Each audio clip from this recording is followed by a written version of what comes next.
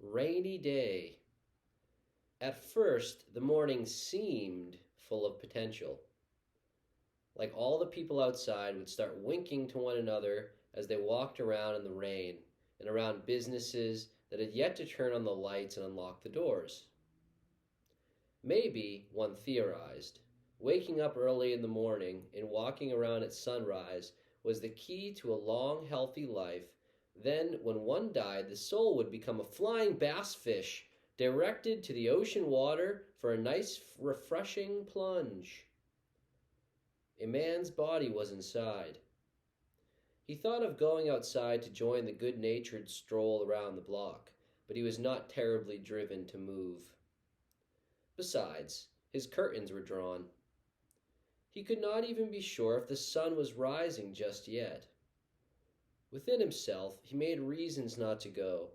You are young now. You are not part of a regiment. All of your dreams are going to happen. There's no need to push yourself to do what you don't want to do.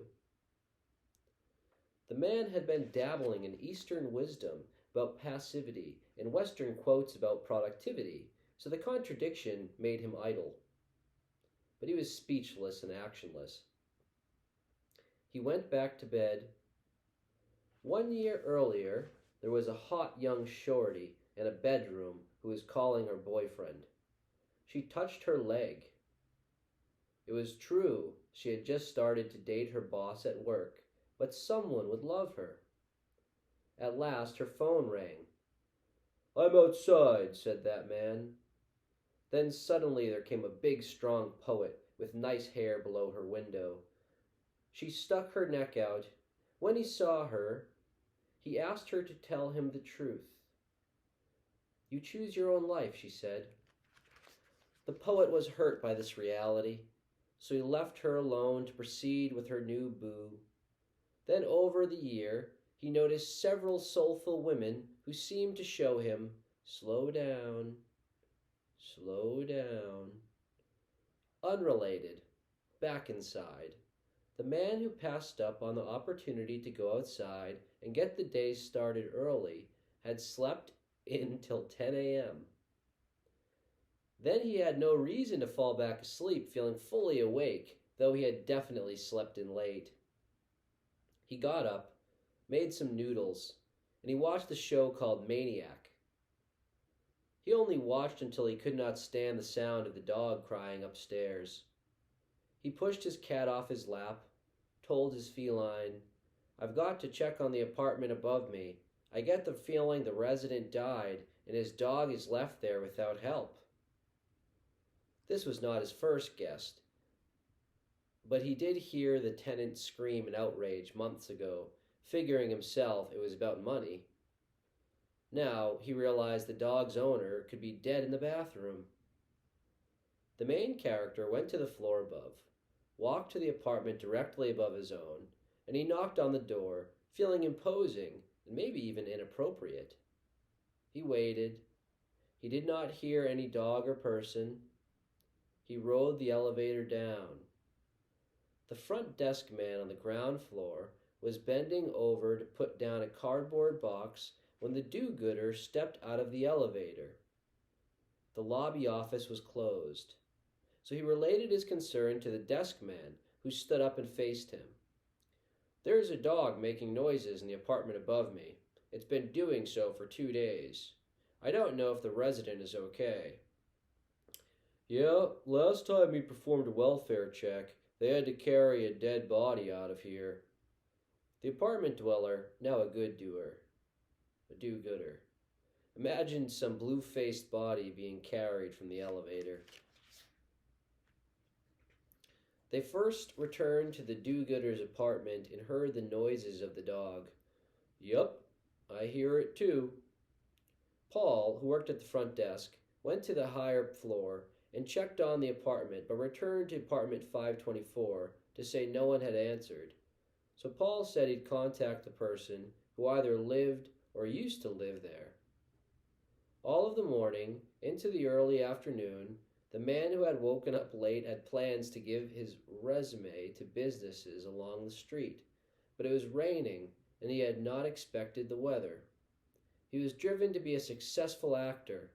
It felt unnecessary to sell himself in the rain. So he waited inside, but he did not experience much bliss because he knew he was aging and he wanted self fulfillment. He had no girlfriend, no money, no car, and he wanted everyone to love him. Meanwhile, he was rather grouchy and fixated on an encounter because no one recognized him as the actor in the big break he'd yet to get. For example, he was unsure if Paul had enjoyed visiting his apartment. He had watched some video recently about how one must organize all of their things in the bathroom. Though it was a woman saying this was how you impress women. All of the advice he had was out of context. The man felt lacking in general because his room was lonely. How was he going to make money? He did not know. His main quest, really, was to understand himself. He spent hours every day trying with Buddhist meditation. He would not go outside that day. He would meditate. He was 30. It was time to reach the wisdom that said maybe he was meant to do other things in life than he imagined, and the future was going to come whether he went outside in the rain or continued to dwell. He made it a point to not go outside at all. That was his accomplishment for the day, being a shut-in. Meanwhile, a couple driving home from meeting family in upstate New York got a call.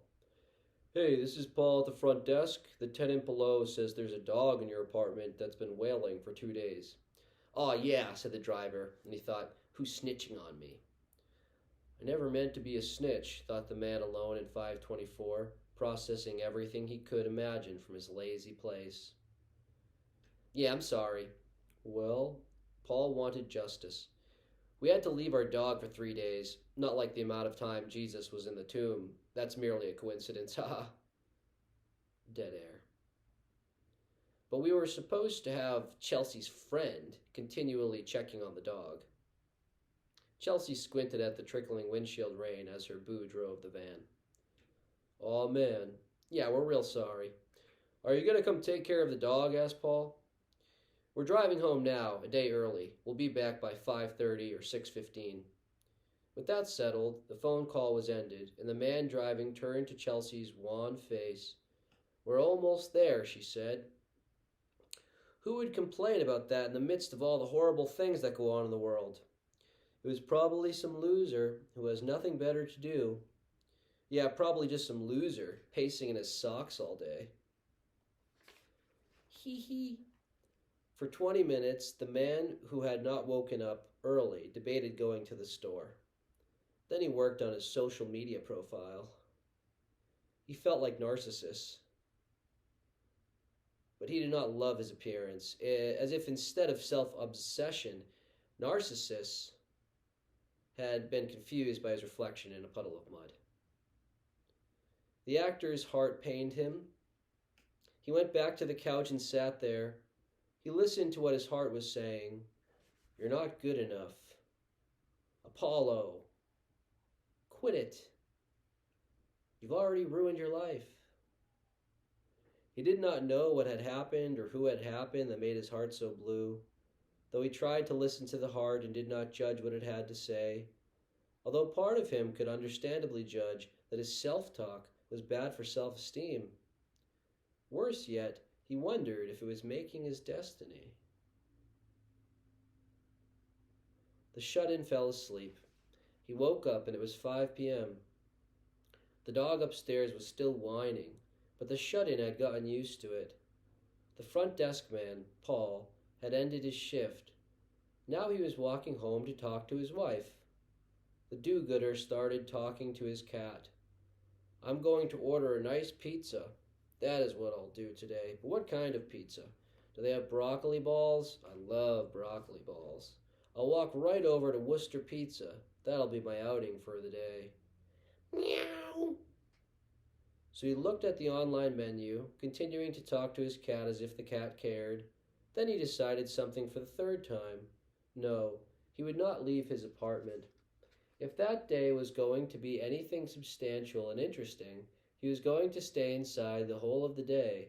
It continued to rain outside. Maybe it was primordial instinct in him that understood it was wise to stay inside the shelter while it rained. This day, a Tuesday, mind you, was going to be a shut-in day. He was not leaving for anything. He had pasta in his cabinets. He combined a can that said chopped tomatoes with tomato and basil soup, only to decide he would use olive oil instead of this red sauce imposter. He was amused to find he could microwave the frozen broccoli in his fridge. There were so many small intricacies related to the commonplace that he would look up over and over again his whole life, as he never committed them to memory, while he learned the names of many fictional words and worlds by reading secular scripts. This is why his grandfather said he lacked common sense. But he had recently told his grandfather he had no aspiration to be normal. They never agreed past a certain point, and the young man had a lot of questions. What's good for you can be said to be bad for you by others, and here we are, the living. The shut-in ate dinner. He thought of going to get candy, or what he was really craving, that being pudding.